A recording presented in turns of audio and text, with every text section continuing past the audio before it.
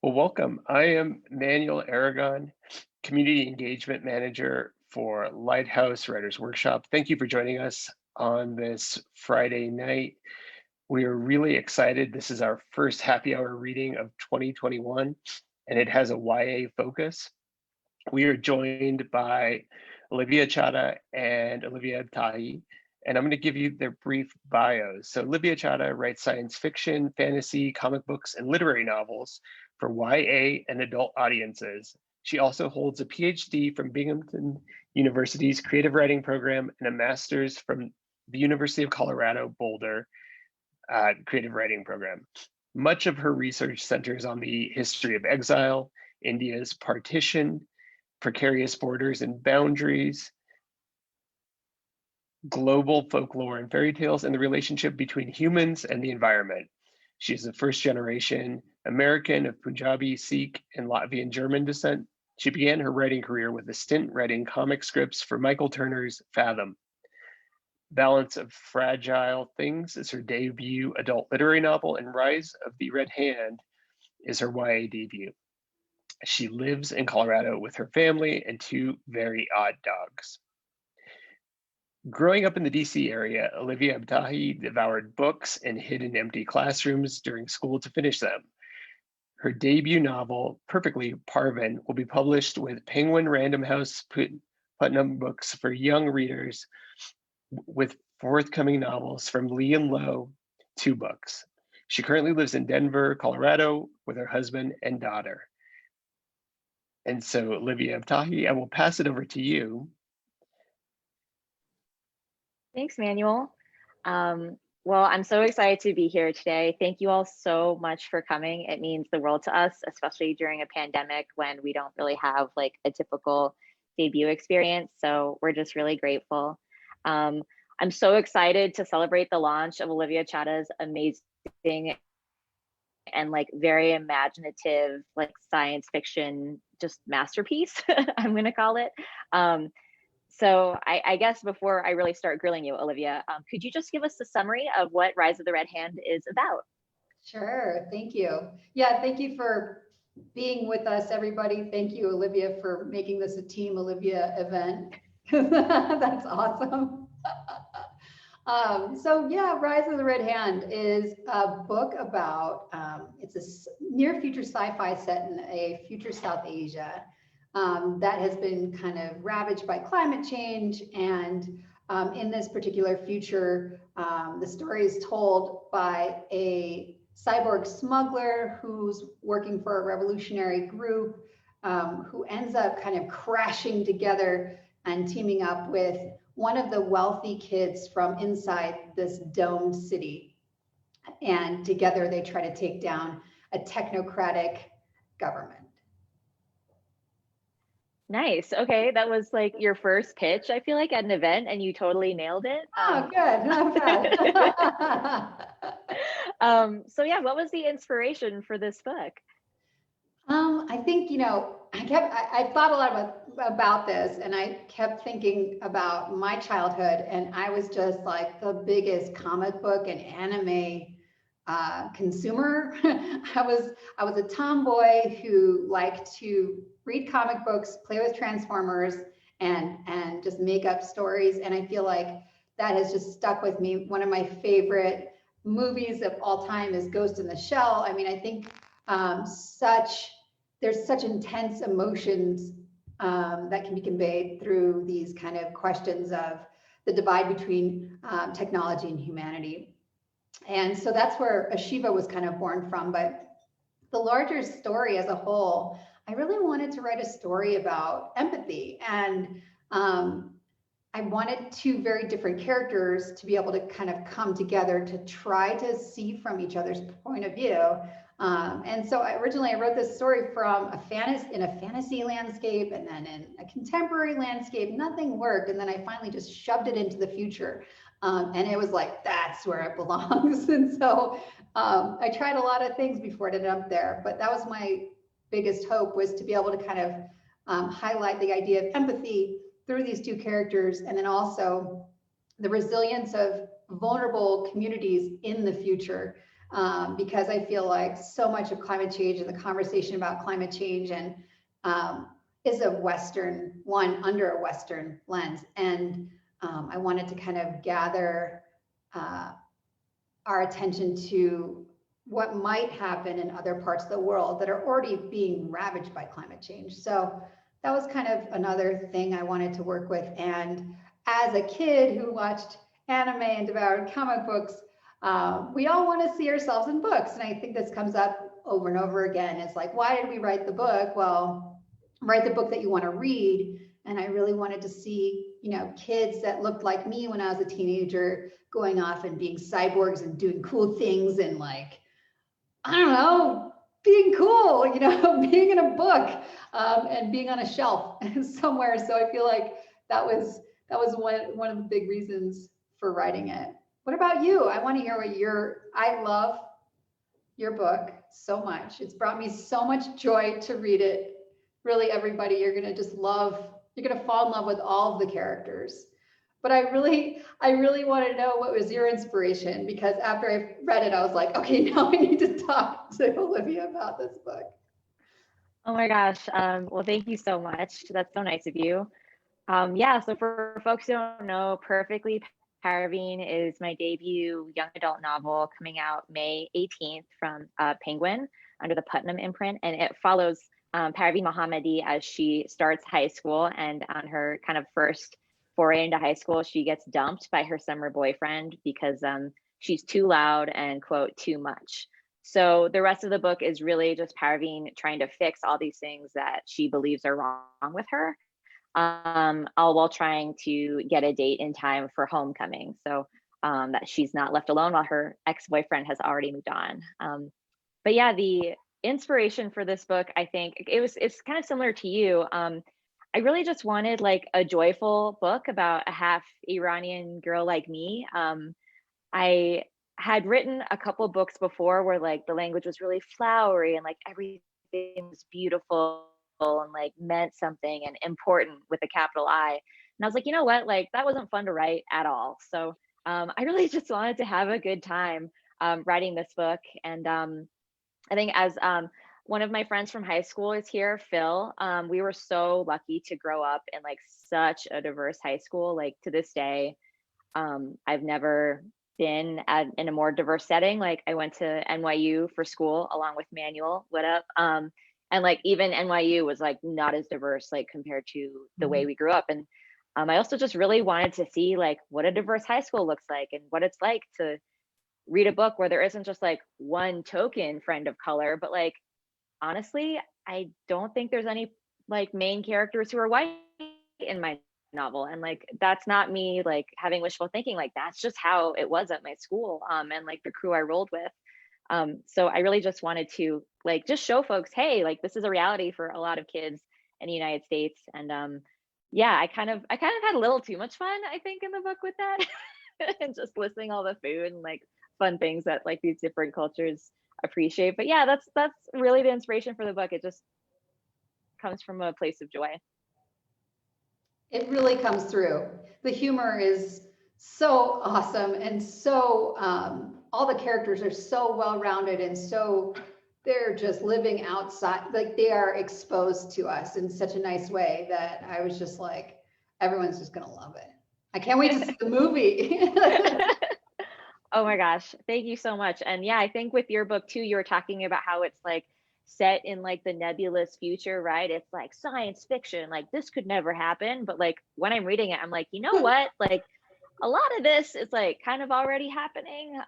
It could be, 10 minutes in the future, the way things are going. So like that's just something I really appreciate, because all of the thoughtfulness and the systems and just like the way these people live is, I don't know, it's just really refreshing. Which leads me to, you wrote this book, but what was your publishing journey like getting it, into our hands? Because you're also an adult writer and you've written for comic books as well. So tell us a little bit about how Rise of the Red Hand, got its book deal. Yeah, it's it was fast, which is bizarre. The deal part was fast. the everything else, the iceberg that that was below the ocean. I think, I've been writing forever, like so many people, and I teach writing. It's like the whole life is just, that's what I do, and I'm so into it. And what's weird is that when I finally was like you said, when I was like, oh, what are the books that make me happy? I want to write that. And I realized it's YA and middle grade and comic books. And yeah, I'll go back to adult again, I think, but in genre kind of different spaces, not literary. And so I started exploring that so much. And I realized, I'm way too educated, like overeducated. And it's just like, I wish I knew there was something like the VCFA program, MFA program at Vermont, or like the children's literature. I wish I knew that when I was kind of going about it. But so I had to re-educate myself. And as soon as I realized, oh my God, I'm a YA writer, I just like joined the SCBWI. Hi, SCBWI people, I love you.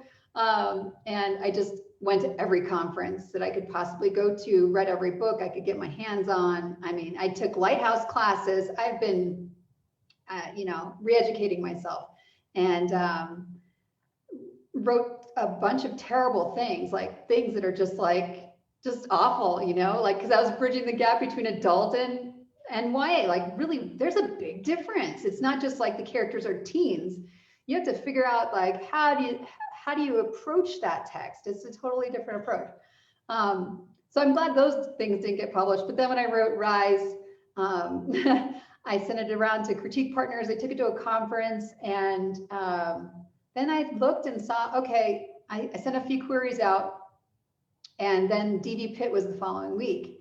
And if you don't know, DV Pit is this great pitch event by Beth Phelan. She kind of started this huge thing on Twitter. And so I pitched, and I got some likes. And then I got a call. And it happened to be the call from the agent that I had sent the query out the week before too. It was Eric Smith. And he was like my hero agent. I had my sights set on him. So I was really fortunate. And then the book happened pretty quickly after that, moved pretty quickly. But I think it's like the publishing gods were like, don't worry, this time we've got your back. We'll open the doors for you. You've suffered enough, child. Because it really, you just have to work. You have to work. Everyone knows this. Writing, even when on a good day, it's a hard work. And so is the publishing part. It's hard work, So, but without the pals like you, and then all of our 20 Wonders and all of the SCBWI, you really need to find that support, especially in years like this. Otherwise, it feels really weird and lonely, and also confusing. And so, yeah. What about your publishing journey? You're a filmmaker too. I am. I just want to note, whatever you did for the gods of publishing to look kindly upon you, I would like to know what sacrifice you offered. And who you had to kill to make that happen. But no, just kidding. Yes, I am a filmmaker. I was a full-time filmmaker until the pandemic happened, and then all the film shoots kind of stopped for now. Like Manuel, we both went to NYU Film, so it's been really cool just translating my filmmaking skills into writing. I've never really taken a creative writing class besides the screenwriting classes that we had to take when we were at university. And yeah, my publishing journey is like a little different. I had written a screenplay called Twin Flames, and it did really well online and like festivals and stuff and like Blacklist. And it's like, okay, great. Like, what happens? It's like nothing's going to happen, because it's like no one's going to make your movie. And so in my head, I was like, you know what, maybe I'll like turn it into a book just for fun. And that's what I did. And I pitched it around. It's a story about twins, Layla and Bianca, one who gets the power to teleport just as one is dealing with a fatal illness. And I chose teleportation because in my mind, I'm like, that's a cheap superpower. Like, I'm not going to do mind reading. That's the cheapest one. But teleportation is like pretty cheap. Like, maybe people will buy this, right? Like, it comes from, there's like some Iranian history there with that. And yeah, I queried it to a bunch of agents. No one was interested. A lot of them were just like, I don't know, like how to sell this. And I'm like, fair, me either. And I submitted it to a contest through the Lee and Low New Visions Award, which I recommend all of you submit it to if you're an author of color and you're a YA author. I know we've got some New Visions Award honorees on the chat today.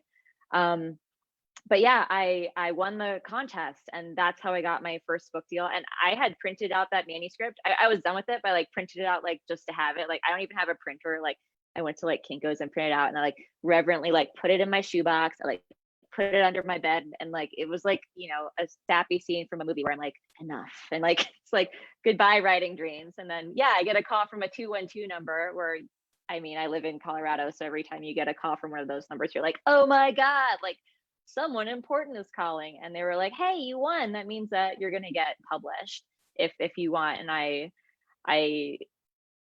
didn't think it was true, and I just like burst into tears.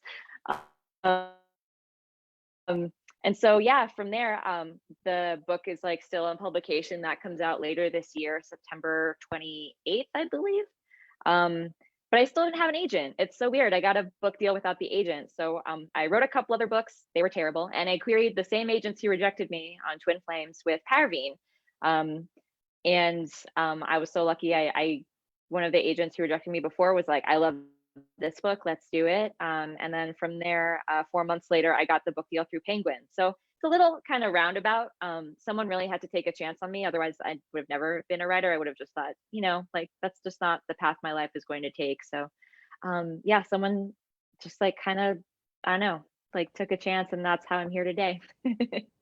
Such a good story. And I mean, it's so inspiring too, to think about. Lee and Low has done so much for diverse authors. Their books are amazing. Congratulations on that. I mean, it's just like, that's such a big deal. And I agree. So D.V. Pitt and Lee and Low, keep your eyes on those two things, because they really have kind of opened the landscape of publishing to a wider audience, more diverse audience and of authors. That's awesome. You didn't give up though. I feel like, you said, well, maybe it wouldn't have been so. I feel like you would have gotten in there somehow for sure. It was meant to be. Definitely. Thanks, Olivia. Awesome. Oh, so is it time to read? It is time to read. So we will start with Olivia Chadha, who will be reading from Rise of the Red Hand. I'm very dramatic. Sorry. And if my voice gives out, I apologize. I'll just keep pushing through. So this is the book, everybody. Here it is. Look at her. That's the main character, Ashiva.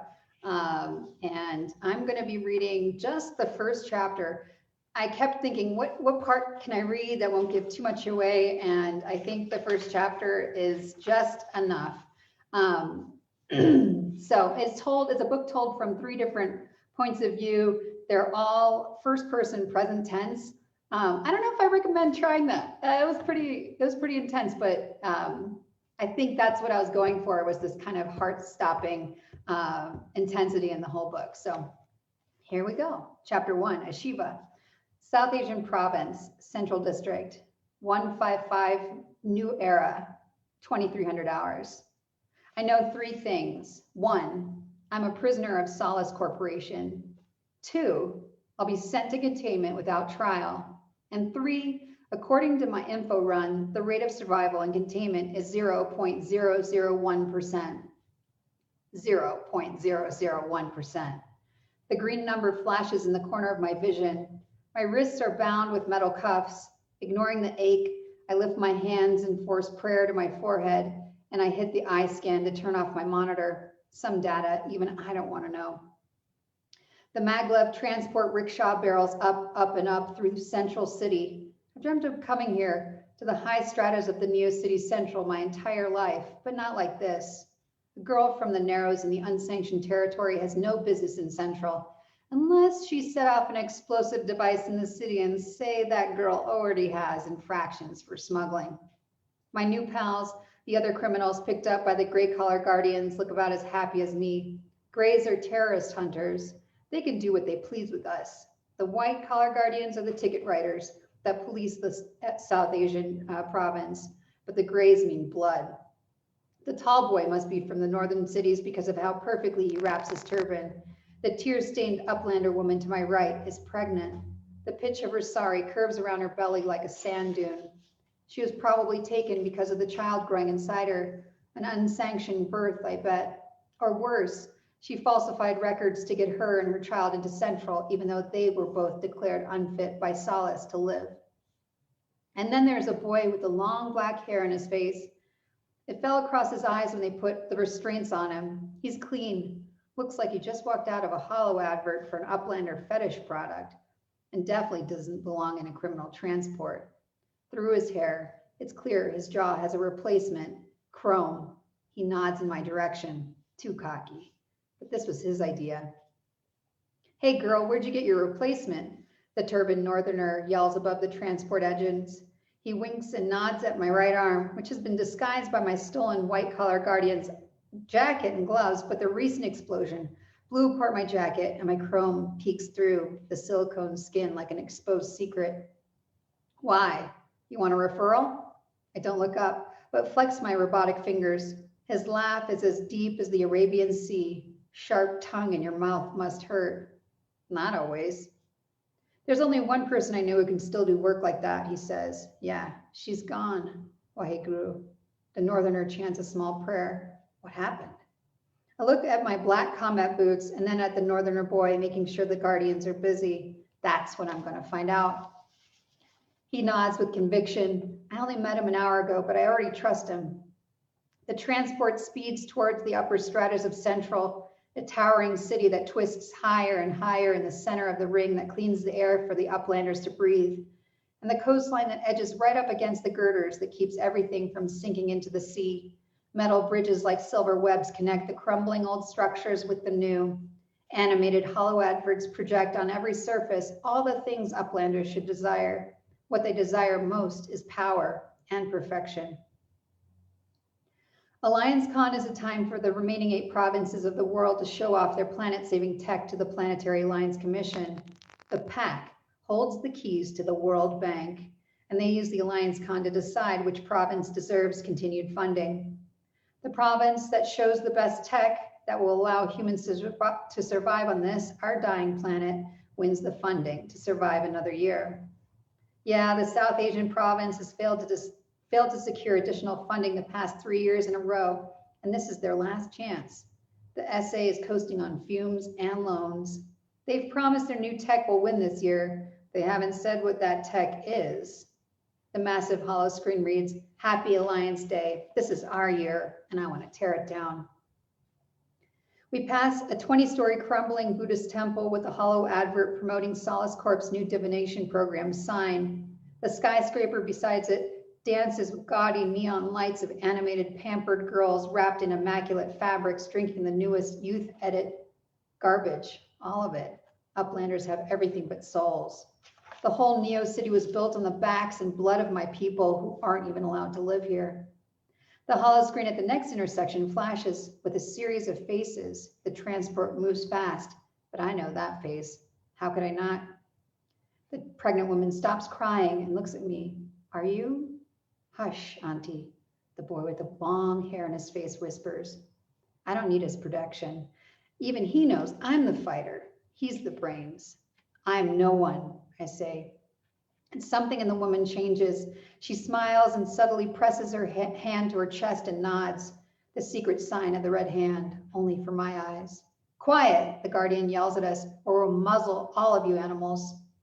The woman presses her hands together and prays silently. The city rushes past the windows. Millions of scenarios pour through my mind, wave after wave. We went over maps. We know the steps back and front. Stick to the plan. I repeat over and over until the words are tattooed in my brain. We'll reach the entryway to the general prison containment in a few minutes, but not before crossing the tallest bridge in Central that connects the upper stratas to the lower.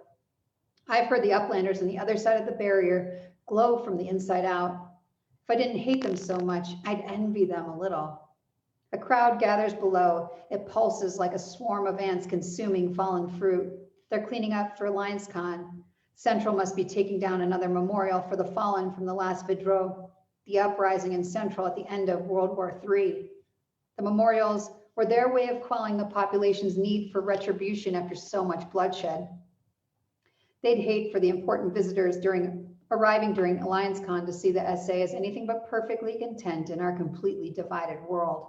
My teeth slip from clenching too hard and I bite my lip. My blood tastes like metal. A guardian comes through the transport to test us for various viral agents. Arm, downlander scum, he says to me. I stick out my replacement arm and smile. Nice gray collar. Never seen one of those up close, I smirk. He bristles. Not that one, girl. The human arm, unless you'd like both arms to be replacements, the guardian says. The test hurts every time, and every time I'm cleared from the fever. I wonder if it even exists or if it's just a government plot to keep us in line and afraid. They're looking for symptoms of the fever, blue rash, the beginning marks of paralysis, but mostly for a way to humiliate us. It's been a problem for a decade. They get it figured out, but then it returns. The guardian hits up the boy with the long black hair and then the northerner boy, clear. And then he approaches the woman. She sits before him with her face turned away. What's she looking at through the thin glass of the transport? Her reflection or something in the city? The view from the bridge we cross is terrifying. We are at least 50 stories in the sky. I see the deep brown electricity clouds flash in the distance beyond the dome like a bellowing sky beast.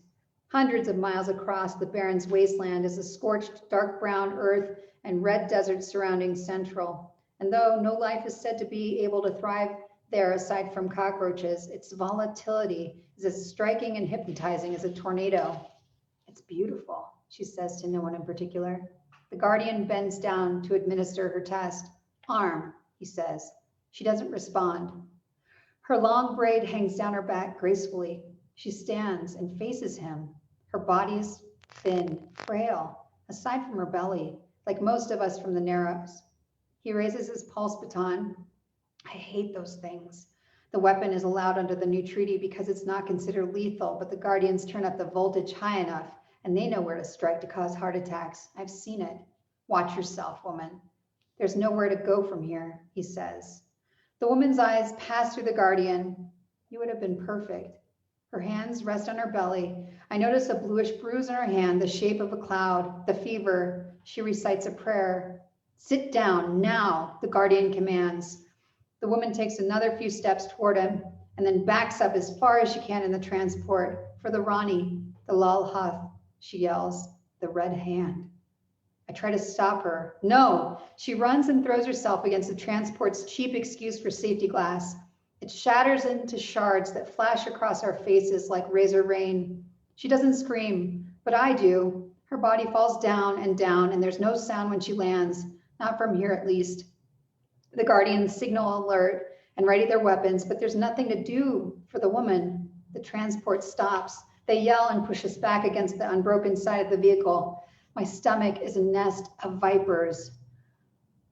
She's better off. God knows what they do with the child of a criminal, the northerner says. Bitter tears cover my face and sting my new wounds from the shattered glass. I nod at the boy with the long black hair. We cannot fail.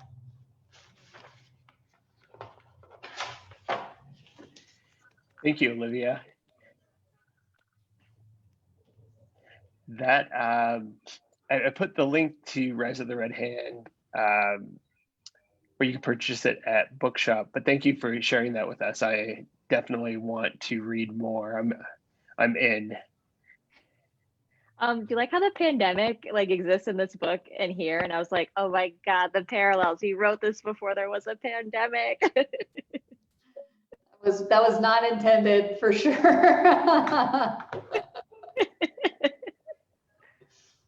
It's different though, but yes, it was definitely, I didn't realize people would be hoarding toilet paper during a real pandemic, but Yeah, I know we wouldn't have adequate testing, but your world would. Nice. But we do in the future somehow.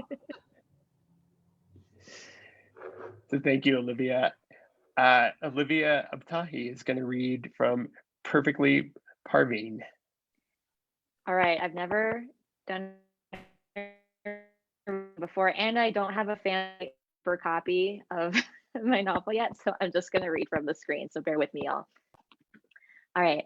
Friday, James K. Polk High orientation, 5 p.m. To say I had anxiety about starting high school was an understatement, but freshman orientation night was supposed to help with that.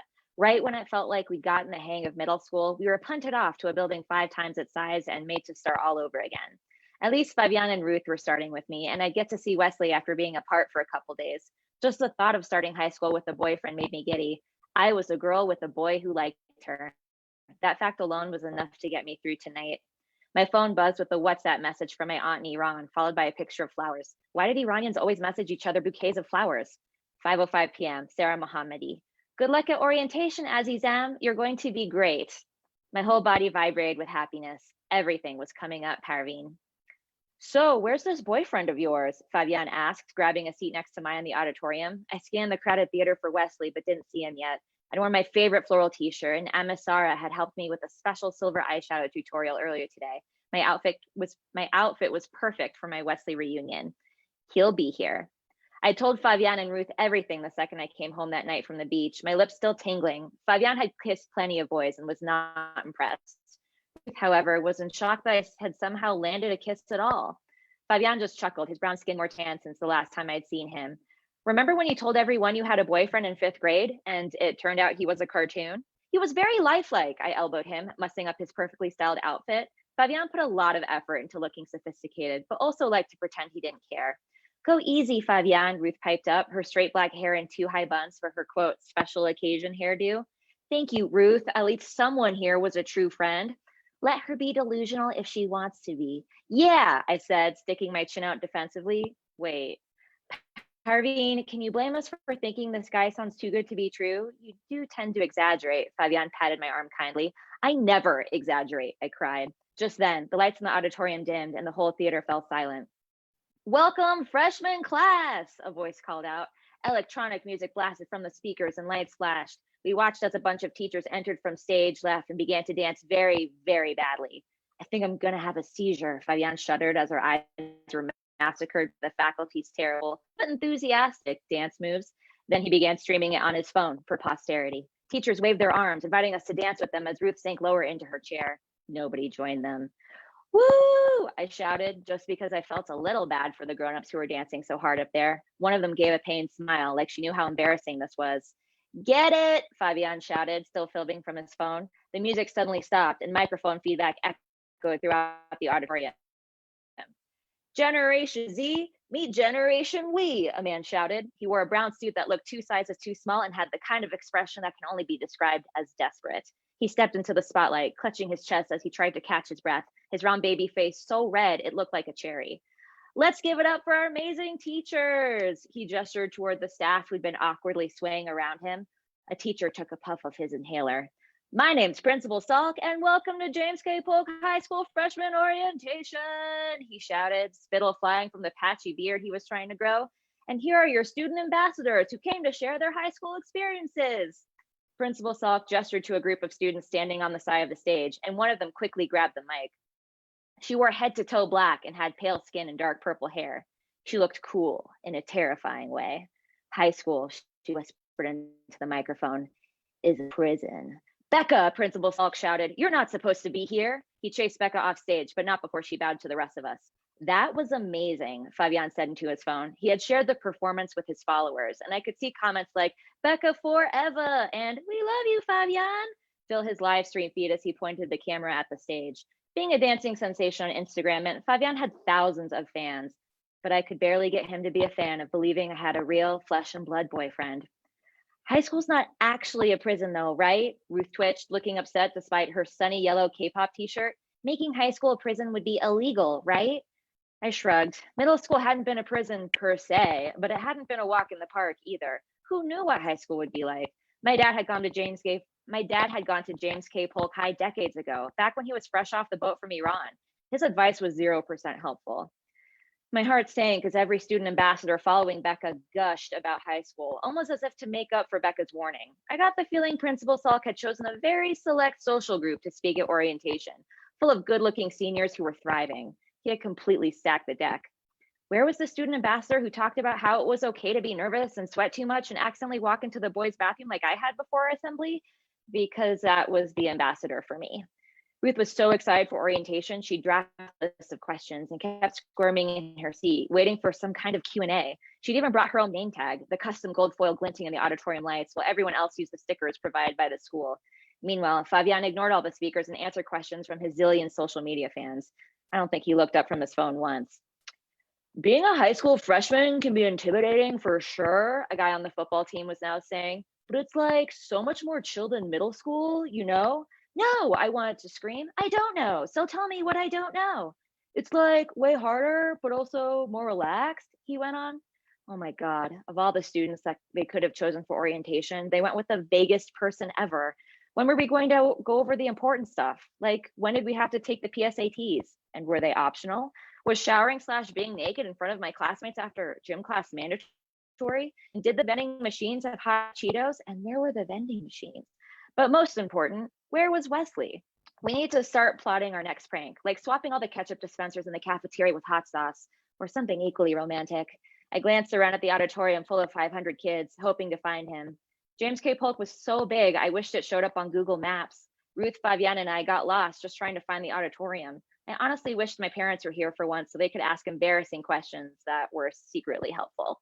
All of Ruth's questions in her binder were about the arts and crafts closet and whether you could use the industrial-sized paper shredder in the front office. Her obsession with crafting was out of control, and I hoped she'd keep it together so everyone could assume we were just as popular and cool as the ambassadors on stage, if only for a couple hours at least. And like, there's a new squat rack in the gym, so there's that. Thank you, Kyle! Principal Salk started clapping enthusiastically. I didn't think Kyle was actually done speaking, but then again, Kyle was clearly useless. Fabian glued himself from his phone. Do you think he's why our football team is so bad?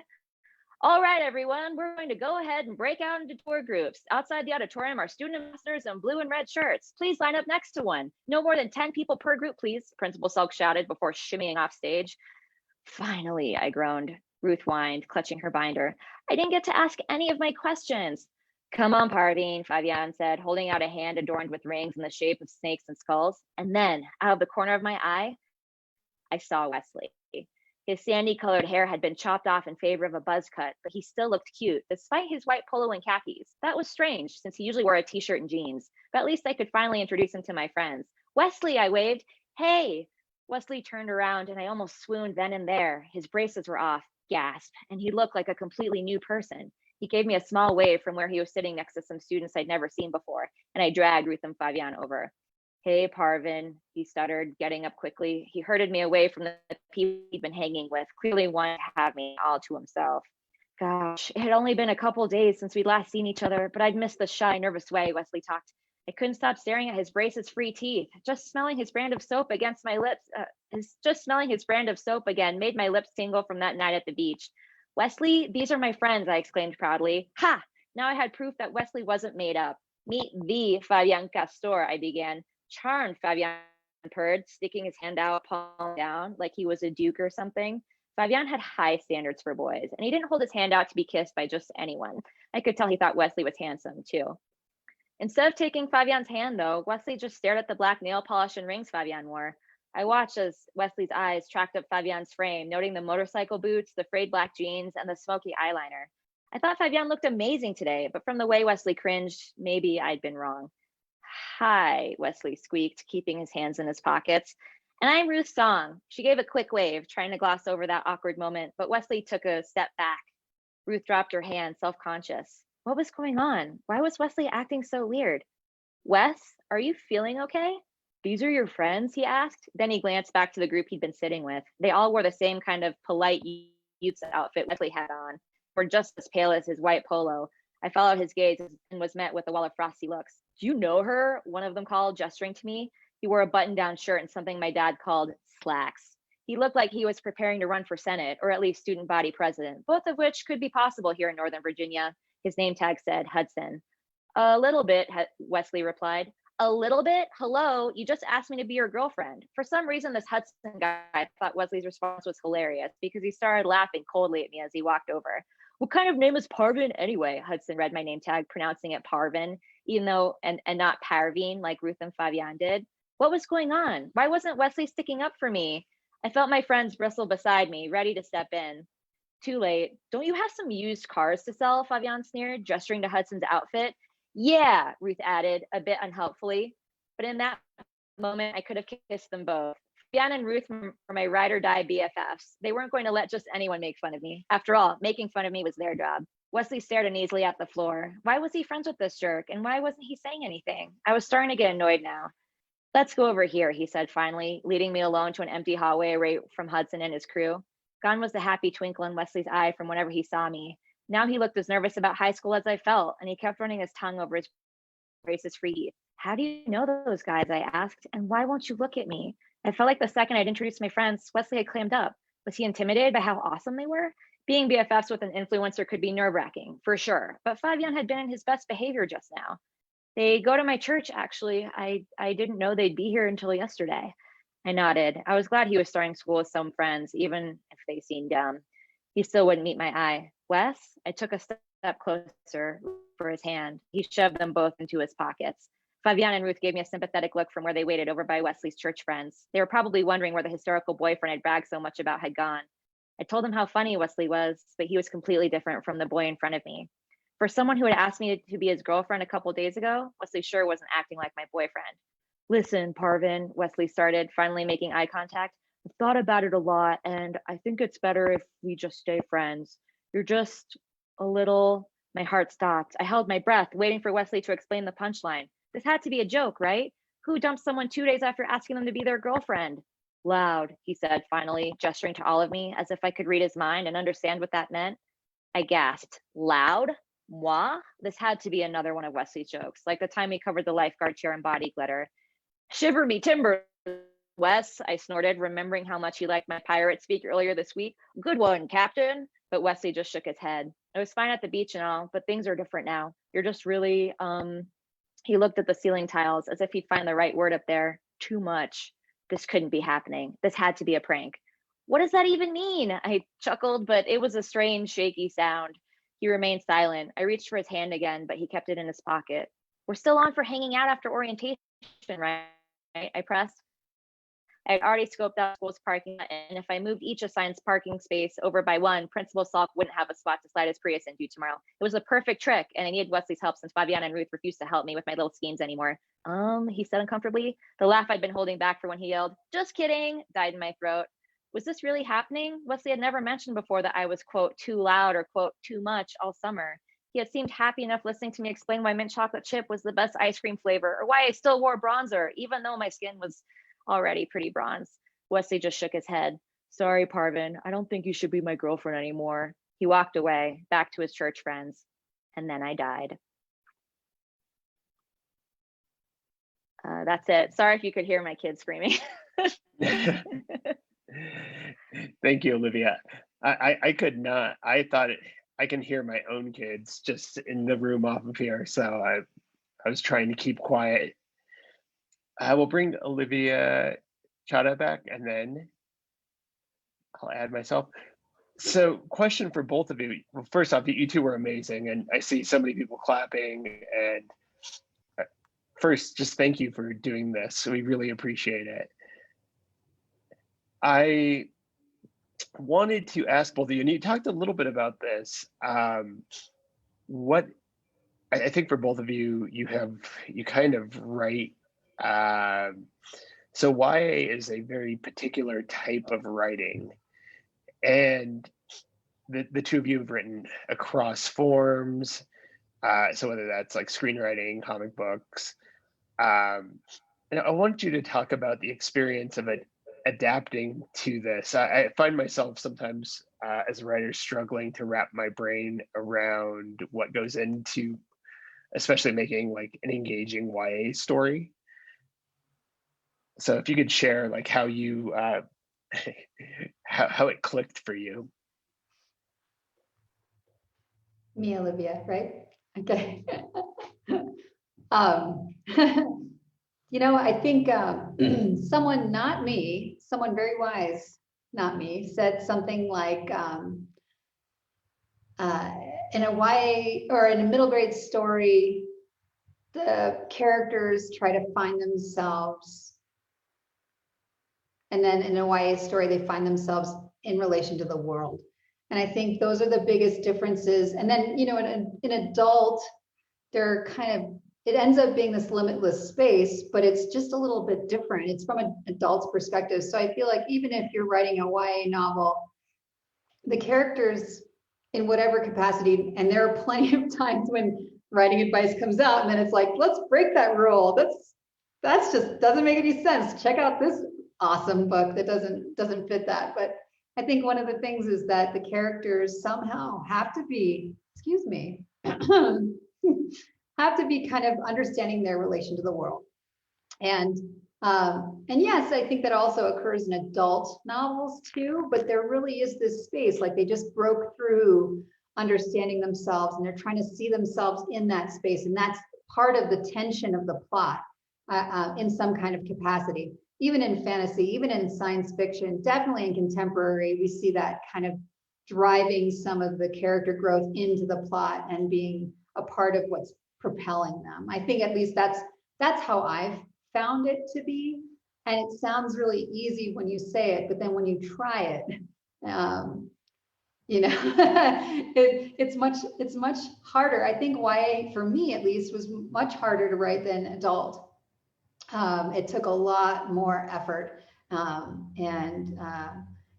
Yeah, that was my experience.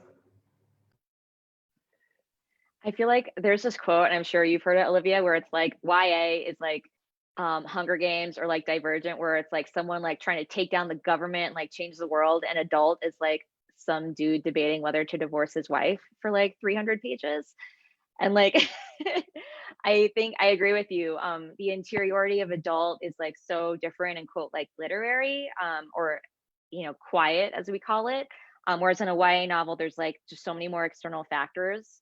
And then Manuel, just to like kind of answer your question about adapting, like writing instead of working in film was so freeing for me, because when I'm writing a screenplay, I'm like, okay, like how much money is this thing going to cost? Because like I want to go here and I got this scene. I'm like, oh, I just brought a new character. Like, and when you're writing a book, you're like, you know what?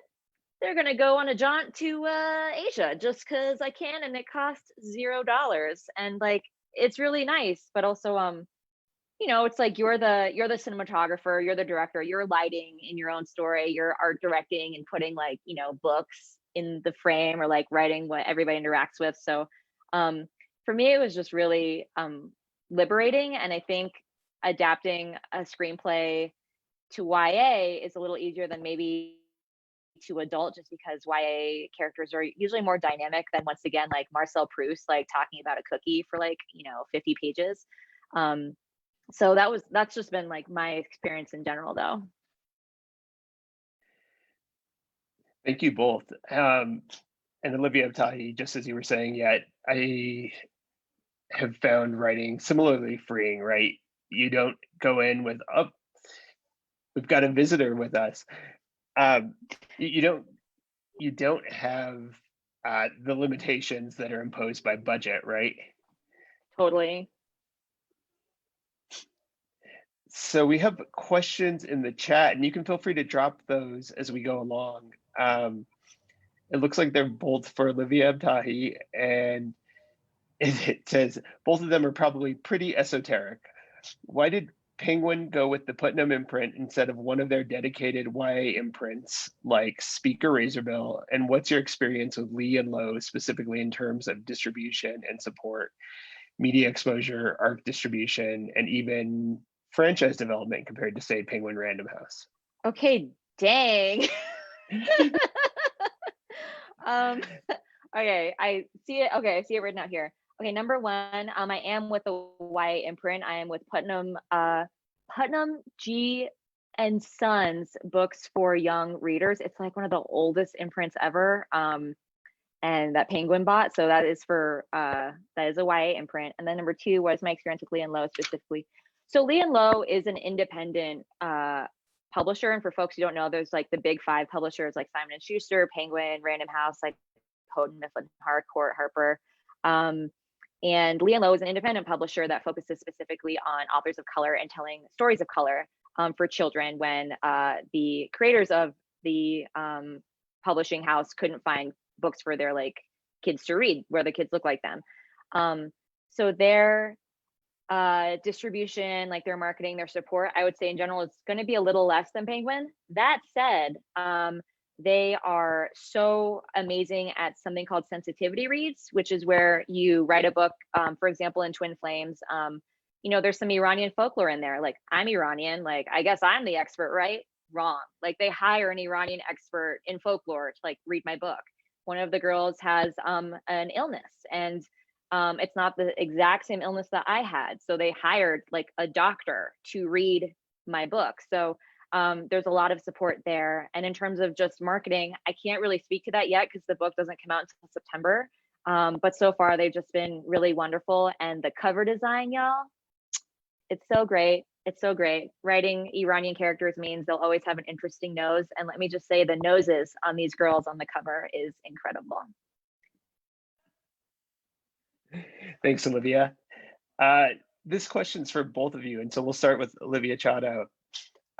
So both questions, any tips on finding a God literary agent?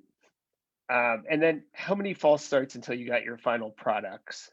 And then going back, I want to add a little bit to that first question. As you're looking for an agent as well, can you talk about some of the various online contests or things that you participated in? Yeah, finding a good agent is really important. There are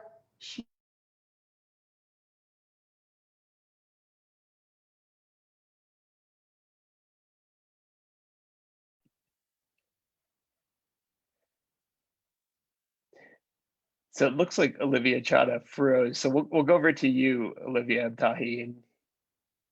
Yeah. So I don't know what a God, do you mean good at literary agent, Ross? I can see you thumbs up. Okay. Yeah, perfect. Yeah, I feel like, so I have a roundabout way, right? Like, my literary agent like rejected one of my published books. But I think something that you should definitely do is go to I think it's mswl.com. It's like manuscript wish list is what it stands for. And you can see agents who are like, I really want like science fiction for teens, or I love the movie Ferris Bueller's Day Off. Give me something like that. And you can literally just go down and see, okay, oh my gosh, that sounds exactly like my book. I'm going to query that agent. I really recommend that website. Also, Query Shark. That's an awesome website that will kind of critique your queries, and you can see other people's queries in there and see what made them really strong or what made them really weak and how to fix that, because your query might have similar issues. But yeah, overall, I would say do your research. I was super lucky and had multiple offers from agents for Perfectly Parveen. I had 0 offers for the first book. But, you know, another thing I got to do was just like reach out to their clients and say, hey, like, do you like working with this person? Or like, what's some of the strengths and weaknesses? And I also reached out to clients of theirs who hadn't sold books. And I would say that is the #1 indicator of what a literary agent is like, because if you haven't sold anything and they're still giving you the time of day and treating you right, or they're ignoring you, you want to know in advance. So I definitely recommend that. And then how many false starts until I got my final product? You mean like how many times I was rejected, Ross?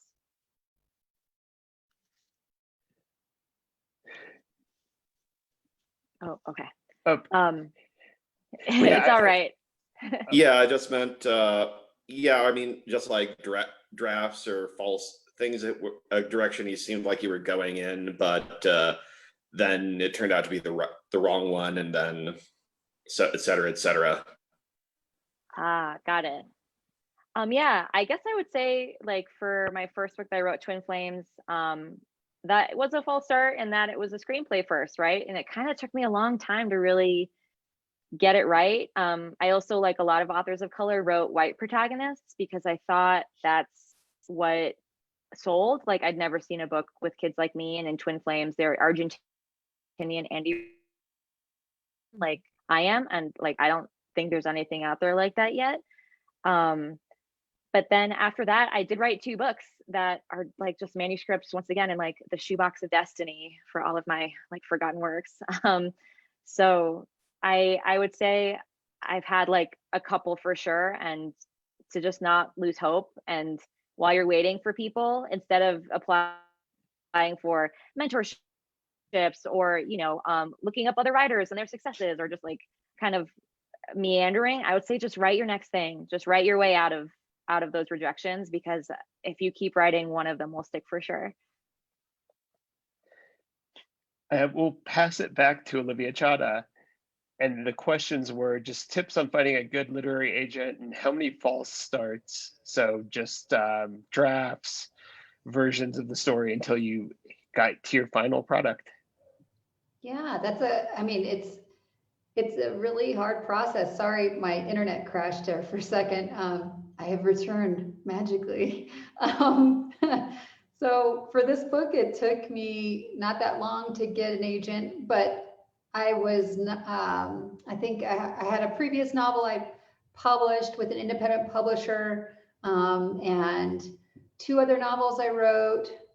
Trying to think. Yeah, 2 other novels I wrote. I call them practice novels. And then I wrote this one. So it took a few tries. And, I was talking about this on a podcast I did recently with a woman named Rose Quinn, that you just don't stop. But if I had gone back to my previous self and I said, yeah, you shouldn't query, this is too early, this is not good, like, don't do this, I wouldn't have listened, because I also learned something through the querying process.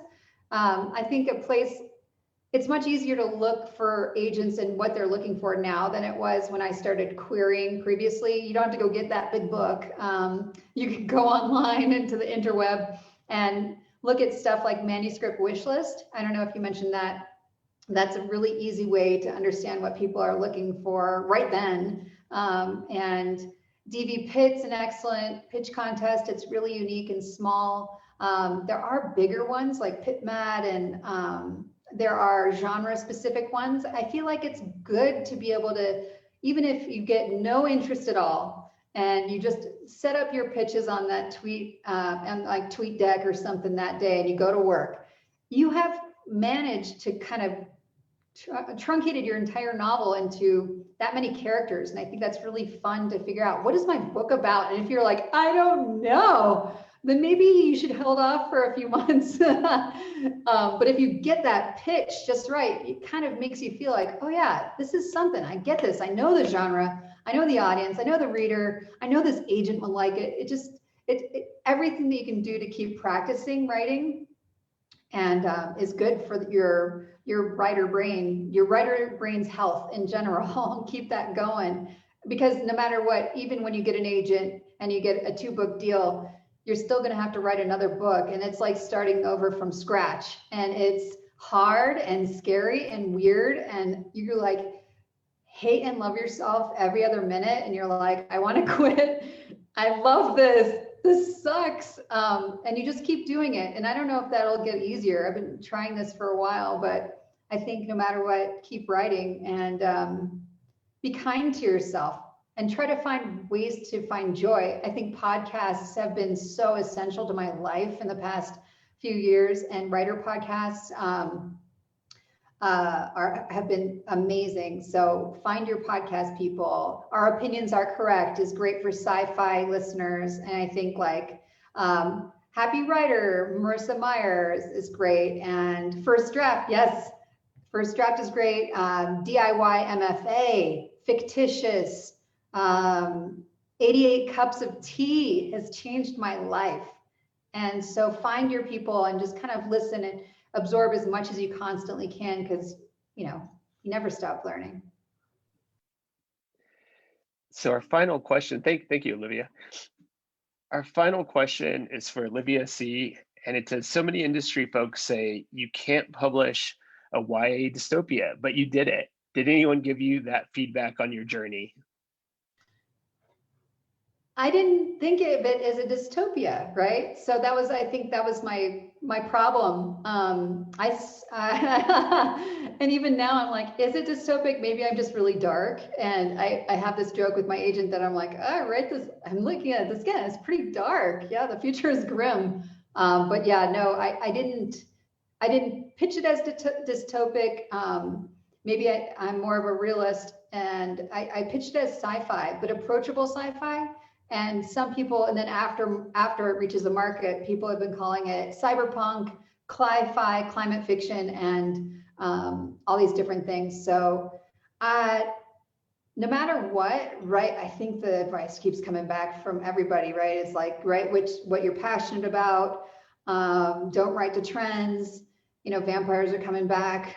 Don't like start writing one now. If you have one, sell it now because it's a hot market.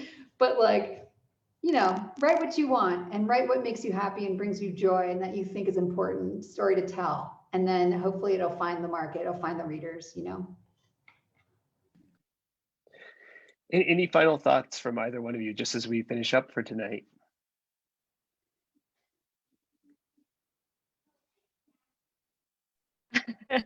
No, I'm just so glad we could all be in this space, and it's really nice seeing everyone's faces. It almost feels like a real book event. So I think, you know, both us Olivias are just really grateful y'all made the time to do this on like your roaring Friday night. Yeah, thank you so much. I appreciate it. It's really hard to launch a book in a pandemic, and these events are so important to us to feel like we're connecting with people, and because I miss that. I miss seeing people's faces so much. So it's really great. Thank you so much. Well, Olivia Chadha, Olivia Abtahi, thank you so much for joining us tonight. We really appreciate it. There are links to both Rise of the Red Hand and Perfectly Parveen, both from Bookshop. You can check them out. Join us on February 26th for our next virtual happy hour with poet Lester Mayers. He will be reading from his book, A Spring of Gay Black Feminine Joy, a critical moment. So thank you all for coming tonight and spending your Friday night with us. We hope you have a good weekend. Take care.